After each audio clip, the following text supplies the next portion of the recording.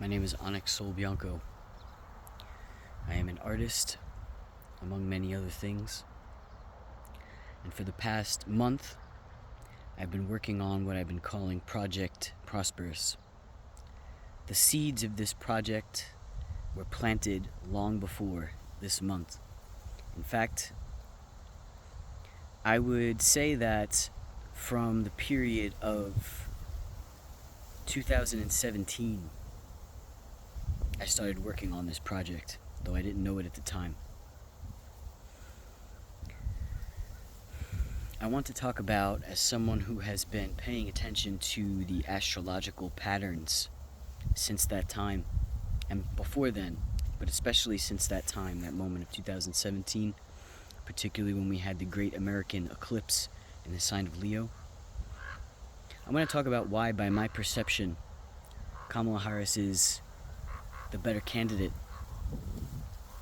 I want to say really clearly, I'm not someone that is forming this opinion due to what I've watched on television news from one side or another, from any news source. I'm getting my news and my source directly from the source. Okay, the understanding of astrology is the ability to ascertain patterns, evolutionary energetic patterns in the collective over long stretches of time. Not only that, that's the macro, if you will. But the micro is that when we look above, we are also paying attention to what is below. When we seek without, we are also seeking within. I have been simultaneously engaging with archetypes of the inner psyche. All this to say, my source is not the talking heads. This opinion that I hold, as I say, is based on this degree of carefully paying attention. I want to speak specifically to the polarity of Aries and Libra. There's something that is very interesting that both of these presidential candidates have in common. And it's this: within their natal charts, their sun and their moon are directly opposed to one another. So in the chart of Donald Trump, we have the sun in Gemini and we have the moon in Sagittarius. And in the chart of Kamala Harris, we have the sun in Libra and the moon in Aries. To me, when I think about the system of astrology, I see it as a system of polarity.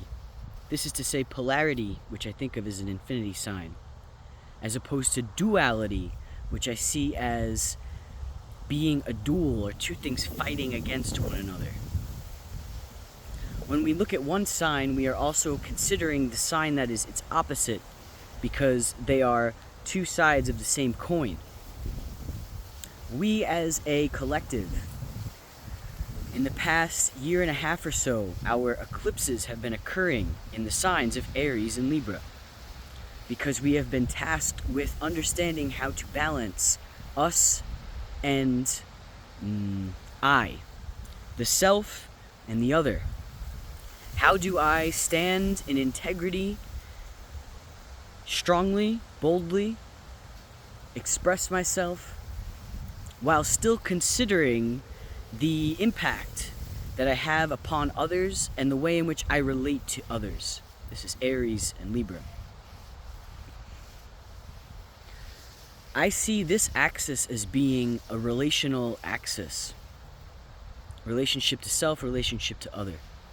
And thus I see it as one which is rooted in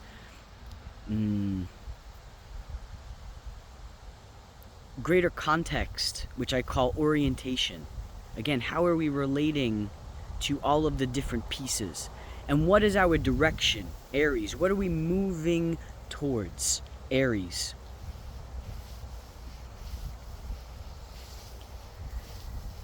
Kamala Harris being on the world stage at this time, I see her as being the public figure that is reflecting to us with such such elegant precision. The balance of this polarity, the way in which this manifests.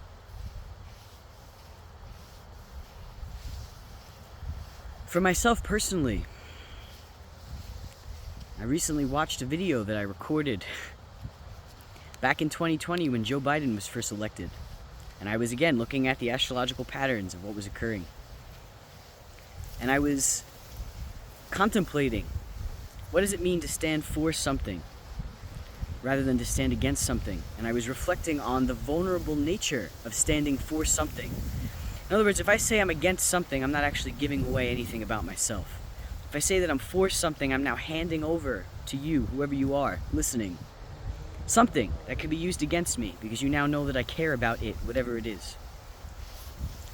Frankly, as an artist at this time, and as an artist my whole life, what I've been working for and towards has been the evolution of human consciousness beyond the model which creates the starving artist, which creates the self-destructive artist. Because to me, it's made no sense that the greatest minds of our times have been both in the arts and the sciences.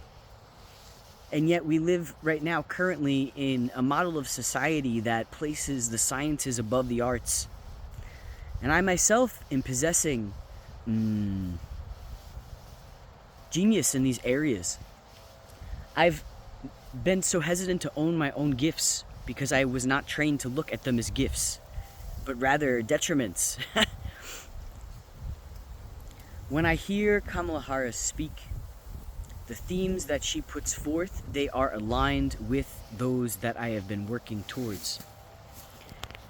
And I know that there is nothing more important that I could possibly do than to stand boldly for this candidate. I have been someone who has found myself in a lot of spiritual circles. And something that I've been hearing coming up a lot amongst these types of people is this sort of standing outside of the system mentality. Listen, I'm not saying that I believe that there isn't corruption that exists within political systems. I'm not saying that I think that the system isn't antiquated in a lot of ways, but I am saying, as someone who over the past 2 or so years of my life has navigated being houseless, has navigated needing to rely upon the system for support. Yes, this was an incredibly difficult process, but it was still something that was there. And I understand now that while in the past I would have been critiquing the system from the outside looking in, I now think it is a more constructive vantage point to be considering how to improve upon what is there, without being shy relative to knocking down what doesn't work. All this to say, I don't think the answer right now is to simply throw the entire government out. I don't think the answer right now is the sort of broad strokes that are being proposed by Donald Trump, that quite frankly look and sound like a dictatorship. I don't understand. I cannot understand for the life of me why anyone would vote for that in the land of the free. Except on a deeper level, I do understand this. These are votes that are being cast in fear. And the thing is, votes that are being cast in fear are going to manifest fear. Because when we are moving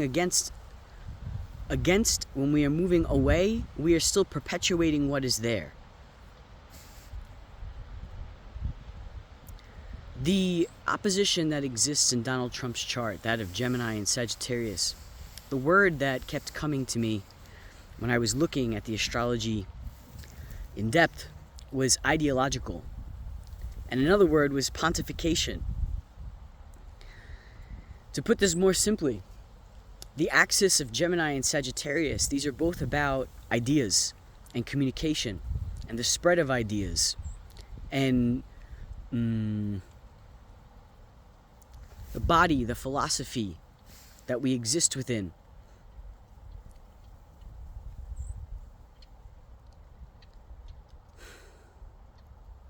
This isn't an axis about action, direction, and orientation, relationship like I was describing earlier, the Aries and Libra.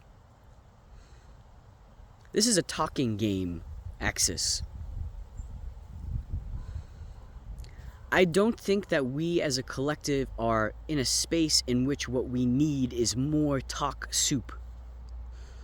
I don't think that we are in a space within which we will find the solutions in long-winded speeches. Because frankly, all this talk has been really freaking cheap.